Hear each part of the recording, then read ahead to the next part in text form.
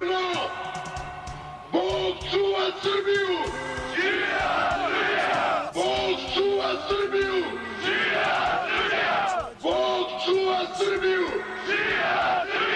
Na mestu vojno!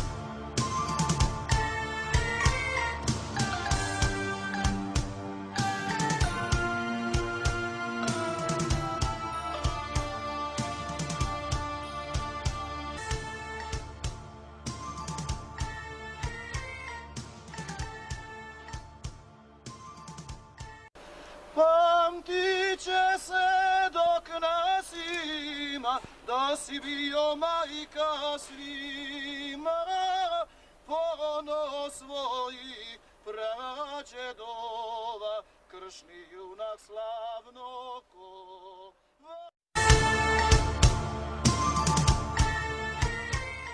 Zaklinjem vas, mlađa generacijo, zaklinjem vas toplo i plemenito, da se pomirujete umjesto ratovanja, da ne vadite oružje, da ne prosipate srpsku krv, teška vremena nas čekaju.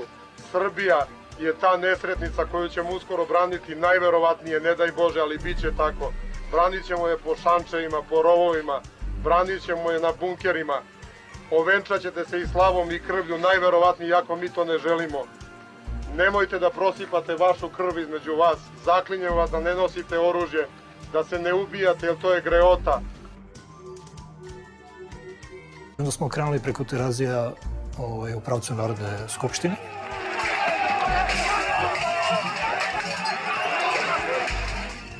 Sećam se da je u Skupštini bilo preplašeni poslanici SPS-a, svi se razbežali. Giška je bio taj koji stvari nije dozvolio da neki koji su bili ekstremni u SPO, da koriste silu po svakom načinu, čak po cenu krvi, da uzmu vlast. Tada je Giška došao u sukob sa Sanje Vrkom SPO. Sa liderima SPO-a i rekao, znači, nećemo prosipati srpsku krv zbog toga da bi se vidio ko pravi vlast. I to je bio njegov jedan, a da kažem, recimo, i džentlmenski, patriotski čin, što stvari on, tih nekoliko stotina ljudi je svojih, koji su bili tvrdi i spremni na sve, da u stvari, da ih smiru, to svi da ih usmeri, da neće dozvoliti da dođe krvoprolića. On je stao na vrata Skupštine i nije hteo da dozvoli razjaranim ljudima da upadnu i da linčuju poslanike.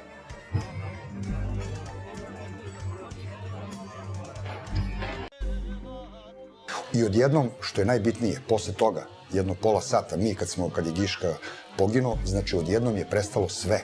Znači, ti koji su došli tu da nam pomognu, da napadnemo kao Gospić i to, znači odjednom su svi ljudi nestali.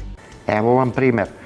Bio je poginuo neki njihov ustaški, ubili su nekog njihovog glavešinu i sad groblje to ustaško je dole, hrvatsko, otko znam, katoličko, a okolo na visini su se poređala garda i mogli su sve da ih pobiju, one crnokošuljaše. Kaže, komadante, da pucamo, to su mi se kleli gardisti.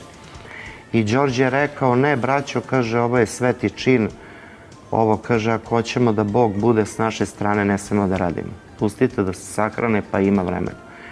I samo kad je bila gotova sahrana, on je jedan metak u vazduh. I oni prvo počeli beži i shvatili su.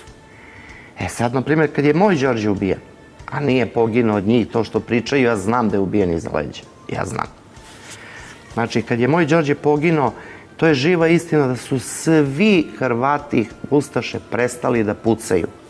Da su pustili, da su ga ispoštovali, 15 minuta ga iznesu. Eto, to je živa istina. Znači, mora da imaju neke viteški... Srbin nad Srbima, što ga retko i gde ima, poginuo je od kuršuma sred Gospićkog padedruma, oni koji večno vrede uvek ginu iza sebe.